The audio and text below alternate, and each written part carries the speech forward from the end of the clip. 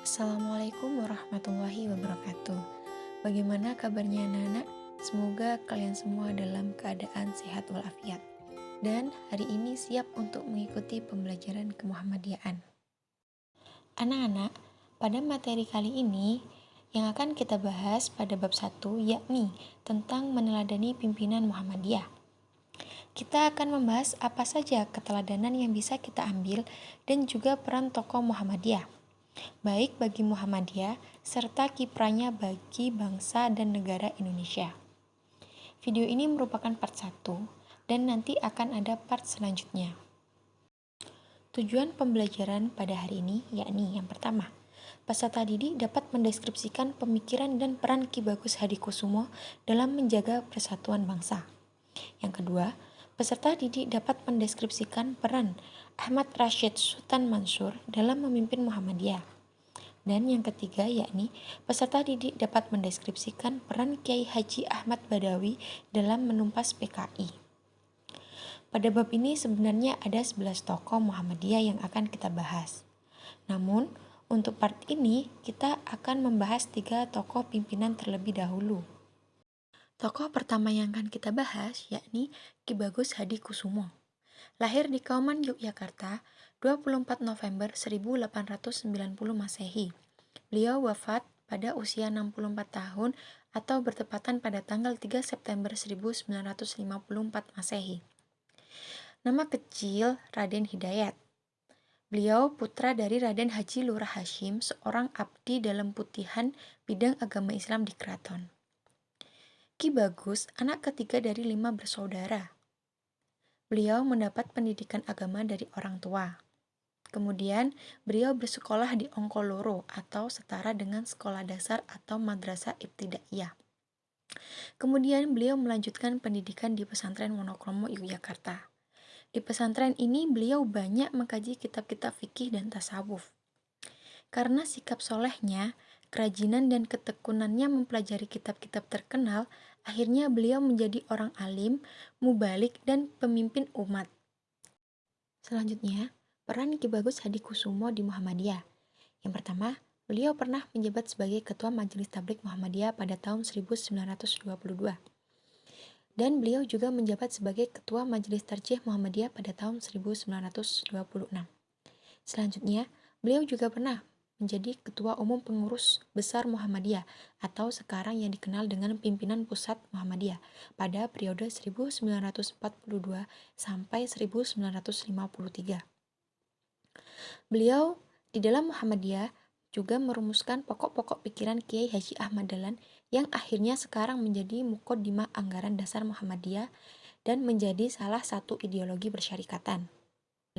Selanjutnya, peran Ki Bagus Hadikusumo bagi kemerdekaan Indonesia.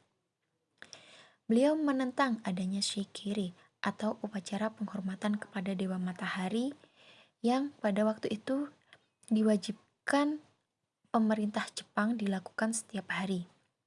Shikiri sendiri adalah upacara dengan membungkukkan badan ke arah istana Tennohika atau Kaisar Jepang di timur laut sebagai simbol penghormatan kepadanya yang dianggap keturunan Dewa Matahari.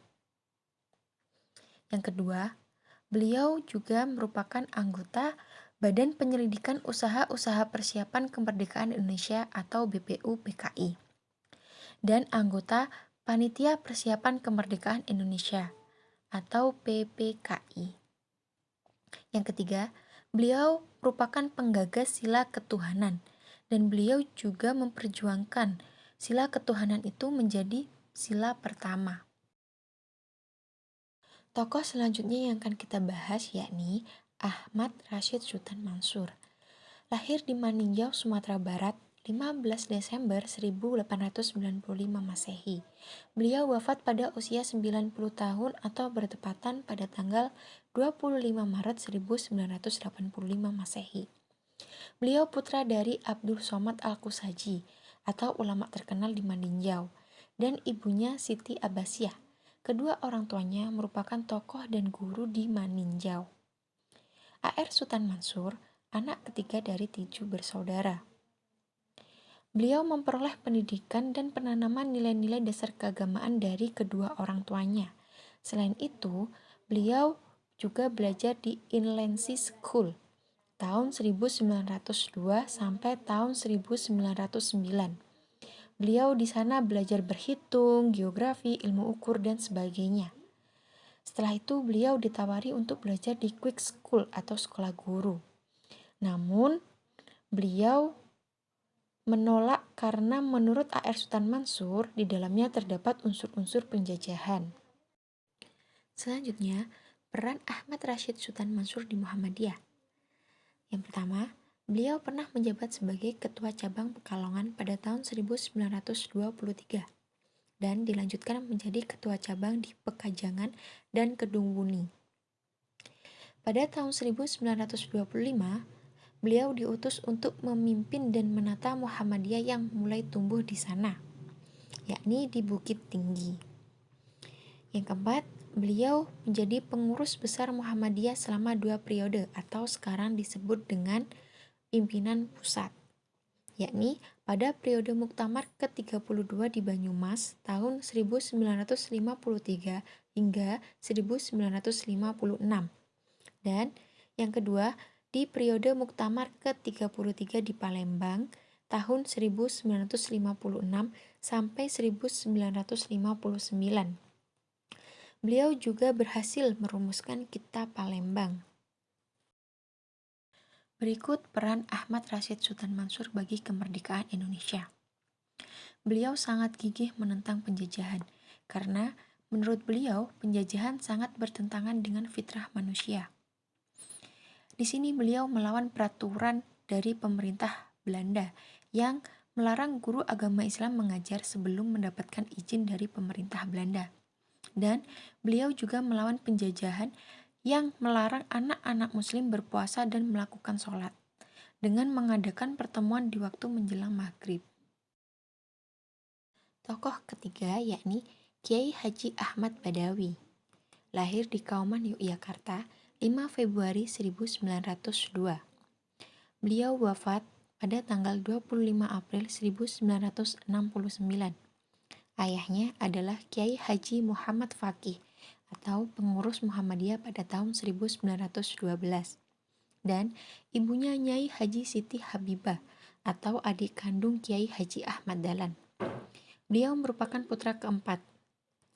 Beliau mendapatkan pendidikan yang pertama dari ayahnya dan beliau menjadi santri pondok pesantren di Karanganyar. Kemudian beliau belajar kepada Kiai Haji Dimyati di Pondok Pesantren Termas Pacitan dan dilanjutkan mondok di Pesantren Besuk, Wangkal, Pasuruan. Setelah itu, beliau belajar di Pesantren Kauman dan Pesantren Padean di Semarang. Pendidikan formalnya didapatkan di Madrasah Muhammadiyah yang didirikan oleh Kiai Haji Ahmad Dahlan di Kauman, Yogyakarta. Selanjutnya, peran Kiai Haji Ahmad Badawi di Muhammadiyah. Semenjak berkiprah di Muhammadiyah, beliau mengembangkan potensi dirinya untuk berdakwah sebagai guru di sekolah atau madrasah dan aktif di pemuda Muhammadiyah dan Hizbul Wathan. Beliau juga gigih dalam kegiatan dakwah lewat pengajian dan pembekalan kemuhammadiyaan. Prestasi tersebut telah mengantarkan beliau menjadi Ketua Majelis Tabligh Pimpinan Pusat Muhammadiyah pada tahun 1933. Dan beliau juga terpilih sebagai Ketua Umum Pimpinan Pusat Muhammadiyah pada Muktamar ke-35 di Jakarta, periode 1962 sampai 1965. Dan Muktamar ke-36 di Bandung pada periode 1965 hingga 1968. Dalam 2 periode kepemimpinannya, Kiai Haji Ahmad Badawi sering berada di Jakarta. Hal itu untuk mempermudah ketika sewaktu-waktu harus bertemu dengan Presiden Soekarno, karena memang beliau menjabat sebagai penasihat pribadi Insinyur Soekarno. Dan citra politik Muhammadiyah pada masa kepemimpinan Kiai Haji Ahmad Badawi sedang tersudut. Banyak anggota Muhammadiyah yang menjadi anggota Partai Masyumi, sebuah partai yang menjadi target untuk dihancurkan oleh rezim Orde Lama. karena bisikan dari PKI atau Partai Komunis Indonesia. Perlu kita ketahui bahwa Partai Komunis Indonesia suka mengadu domba golongan lain dengan pribadi presiden. Namun, hal tersebut bisa diatasi oleh Kiai Haji Ahmad Badawi dengan melakukan langkah dan membina kembali Muhammadiyah sebagai gerakan dakwah dan tajdid.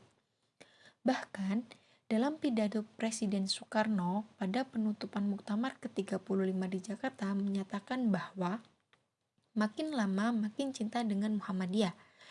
Pernyataan tersebut tentu menohok dan menjadi tamparan bagi siapapun yang tidak suka dengan Muhammadiyah. Nah, kira-kira apa saja ya peran Kiai Haji Ahmad Badawi bagi kemerdekaan Indonesia? Bahkan sampai wafatnya beliau masih menjabat sebagai salah satu Dewan Republik Indonesia.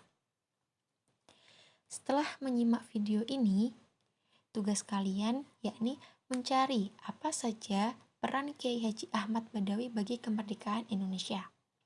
Kemudian, jawabannya bisa dikirim pribadi ke saya. Sekian materi kemuhammadiyaan pada hari ini. Terima kasih atas perhatian anak-anak. Semoga ilmunya bermanfaat bagi kita semua. Sekian, wassalamualaikum warahmatullahi wabarakatuh.